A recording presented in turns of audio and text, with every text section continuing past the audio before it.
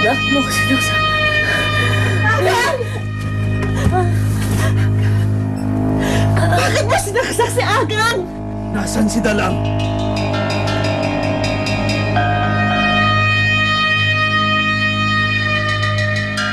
Salamat sa dakilang noon at napabago niyo ang isipan ni Lamitan.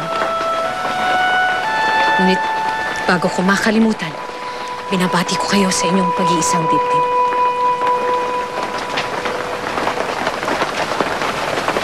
Arikit,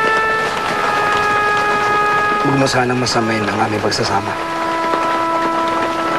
May dahilan ang aming naging pasya. Hindi niyo na kailangan pang magpaliwanag pagkat nauunawaan ko ang lahat. Malugod kong tinatanggap ang inyong pag-iisang dibdib. Sapagkat hindi na mapapahamak sa rahang aking kapatid. Maraming salamat, Pagani.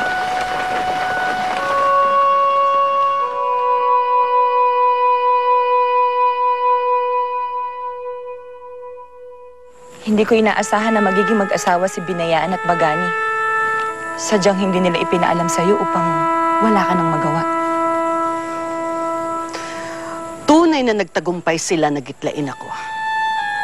At tanggapin na lamang ang lahat ng ito. Pinatay nila ang balak ko na maging sandil ng raha si Binayaan. At sa aking hinagap ay hindi pumasok sa aking isipan na magiging asawa ni Binayaan si Bagani na dating tagapagmana at ngayon kasalukuyang nagtataksil sa raha. Magsusumbong pa ba kayo diyan? Paano ko magsusuplong? Paano ko isusuplong si Bagani? Madadamay si Binayaan kapag dalaman ng raha ang paghihimagsik na ito. Ngunit diyan, hindi pa rin may iwasang mabatid ito ng raha sa sandaling sumiklab na ang paghimagsik nila. Batid ko na ganyan ang mangyayari. Kaya kailangan makaisip ako ng paraan upang magamit ko ang kaguluhan nito upang hindi manalo si Angaway.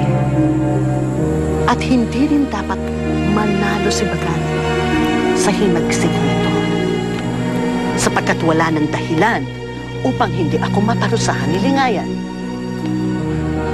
Anong ibig mong mangyari diyan? Nais mo na matalong magkabilang panig? Kung walang magtatagumpay kina Bagani at Raha Angaway, sino ang lilitaw na mananalo sa digmaan? Ako. Ako ang dapat na mag-ugi.